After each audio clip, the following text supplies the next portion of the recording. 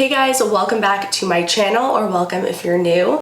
My name is Sam, for those of you who don't know me. I'm a licensed cosmetologist, and here on my channel I share my life and my experience as a hairstylist, and I like to share some tips and advice. So today's video is going to be things that clients hate about hairstylists. This video is all in good fun, obviously. I don't want you to think that I'm like sitting up on some high pedestal telling you like things you should and shouldn't do, because some of these things I've done in the past and I have to like constantly remind myself to not do these things. And of course, keep in mind too that every client is different. Some of these things might not bother some people at all, and I'm sure there's tons of other things that do bother some people a lot. So this video isn't covering everything. I just thought it would be kind of fun. And I feel like I talk a lot about hairstylist pet peeves, like when clients don't show up for their appointment, when they complain about prices. So I was like, let me flip it a little bit and talk from like a client perspective. So the first thing that your client hates that you do,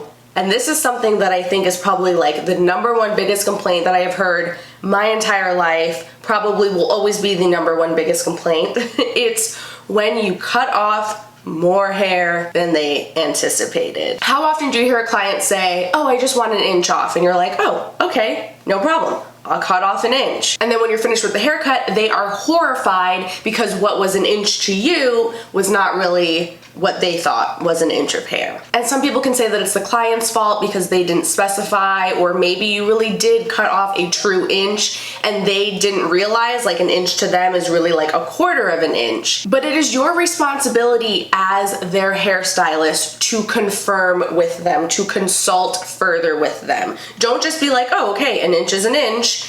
What do they think an inch is? Show them. What I always do is when they say, oh, I want 2 inches off my hair, I will literally measure out 2 inches with my comb. I'll show them what exactly 2 inches off of their hair is, where it'll fall. Keep in mind, if you're cutting their hair wet, it is gonna shrink and bounce up a little bit more too. So make sure you're letting them know that, and show them exactly where it's gonna fall, how much you're gonna cut off, and make sure they're comfortable with that first, because they might tell you 2 inches, but really they mean 1 inch, you know? The second thing that clients hate is when they hear you gossiping with other stylists at the salon. Now, of course, there are some clients that are really gossipy themselves, and they might be the ones who start gossiping with you. But remember that you are at work and you want to keep it professional. And the last thing you want is for a client sitting in your chair to hear you talking crap with another stylist, and you especially don't want to be gossiping about other clients in front of your client, because then they're gonna think the second that they leave the salon, you're gonna start talking about them too. The next thing that clients hate is being surprised by the price at the end of their service. I did a whole video talking about prices at the salon and things that clients and stylists need to consider in order to communicate better and like be on the same page. But you need to be upfront with your client before you even begin their service, because maybe they have grown out highlights and they look at your price menu and they think, oh, I'm just getting my roots touched up, so it's just a color retouch. But you know that it's actually a half head of foils that you're doing, and so at the end when they go to pay, their ticket is actually more expensive than what they anticipated.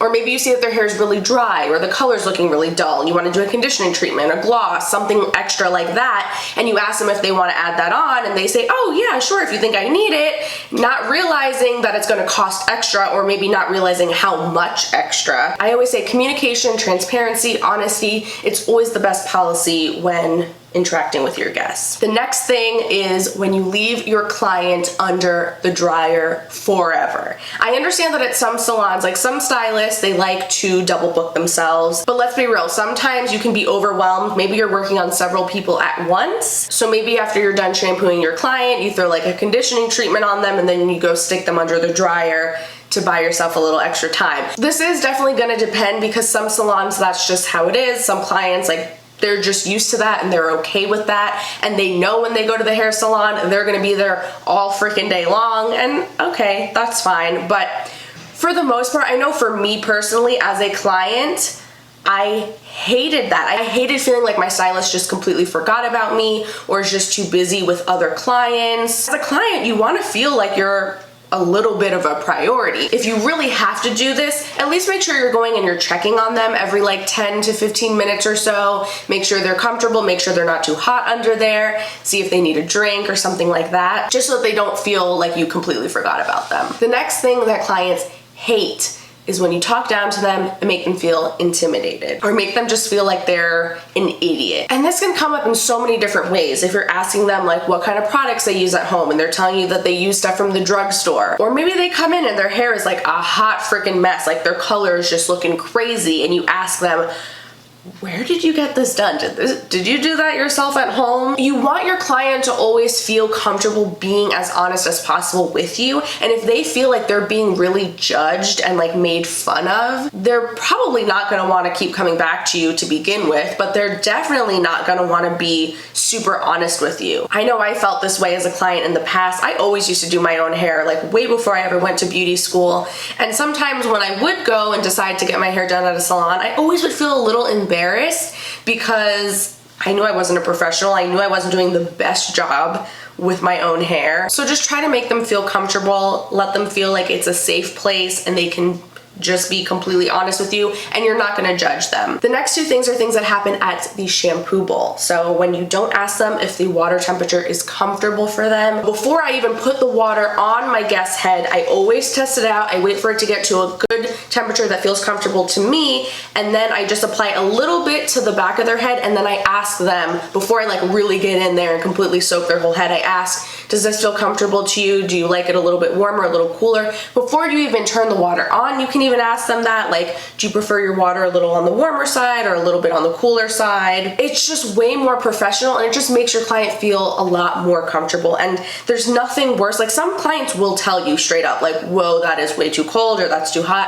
But some people are a little shy and they might not say anything and they might just suffer through it. And you don't want them to be laying there super uncomfortable the whole time you're shampooing them. The next thing is when you completely soak their back when you're shampooing them. And this sometimes can be the client's fault. You know, sometimes, especially when you're trying to get like the nape of the neck area, your client will lift their head up and then back gets soaked. Or maybe they're just not like sitting correctly, their neck isn't in the right position, but that's your responsibility to tell them what to do. Let them know, hey, it's okay, just keep your head back, you know, I got it, I don't want your back to get soaked. I have gone to get my hair done in the past and I have had stylists just completely soak me, like my face, my ears, my back, like completely drenched. Like, am I here for a shower? Like, what is going on? Clients also hate when you are way too rough with their hair, whether this is when you are shampooing them or when you're brushing through their hair. Some people, their scalp is not sensitive at all whatsoever and it doesn't bother them. Some people prefer you to be a little bit rougher. But again, you want to always ask, because there are a lot of people that are very tender-headed, their scalp is very sensitive, and it hurts, it doesn't feel good, it's uncomfortable. Like, when people come to the salon to get a service done, they want to relax, they want to feel pampered, they want to walk out of there feeling like their best selves, and that's not gonna happen if the whole entire time they're really uncomfortable and in pain. The next thing that clients hate, and I can't even believe that I'm saying this because I really can't even believe that there are stylists that do this on a regular basis, but this is just based on what I have been hearing from clients and from you guys commenting on my videos.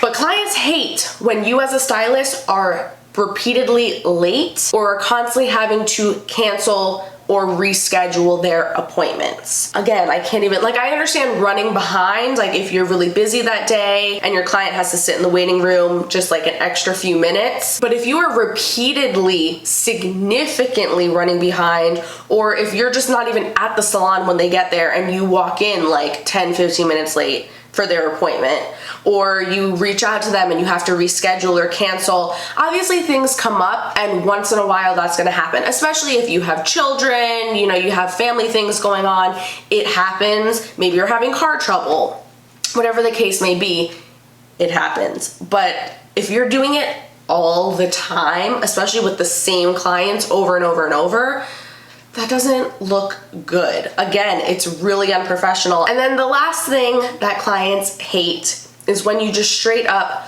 don't listen to them. And this can happen several different ways. Maybe they come in and they're telling you that they want like a certain haircut or a certain hair color. And you're like, oh yeah, sure, no problem. And then you go and you do it and you just do something totally different. Like maybe you decided, oh, you know, that kind of cut isn't gonna really look good. It's not gonna be super flattering with your face shape. But rather than breaking it down and explaining to the client why you think that another option would be better, you just go ahead and do what you want anyway. And then at the end they're like, well, this is not at all what I asked for. Even if what you do does look better on them, it's not what they asked for, and you didn't explain to them why you were gonna do something different. Also, maybe at the end of their service, you go to style their hair and you style it in a totally different way than how they normally style it, or maybe you even like put their part in a different spot from where they normally do it.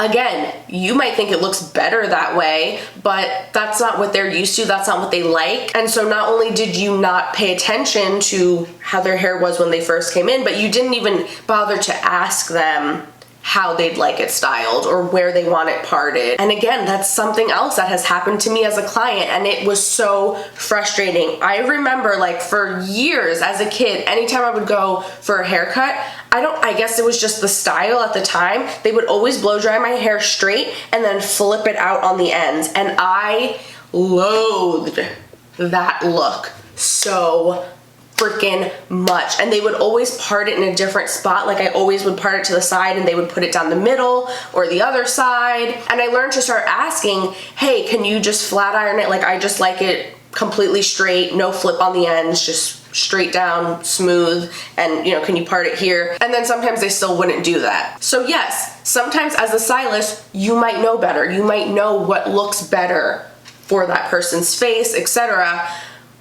But it's not your hair, it's theirs, and they have to love it. And they need to know that you're actually listening to them and you care about what they want and what they like. So those are some things that drive clients crazy. So as a hairstylist, if you do any of those things that I mentioned, it's all right, just try to work on it, you know? I've definitely been there. I know there's like at least like 2 or 3 things that I have done, especially in the beginning, maybe even now. Like I think sometimes we just don't even realize like the little things that we do. So just try to pay attention to how you're interacting with your guest and just try to work on it. Try to see things from their perspective and just think like, well, how would I want my stylist to act and how would I want them to treat me and talk to me? So that's gonna be it for this video. Thank you guys so much for watching. I hope that you found it helpful and a little entertaining. Let me know down in the comments if there's anything that you would add to this list, and I will see you guys in my next video. Bye.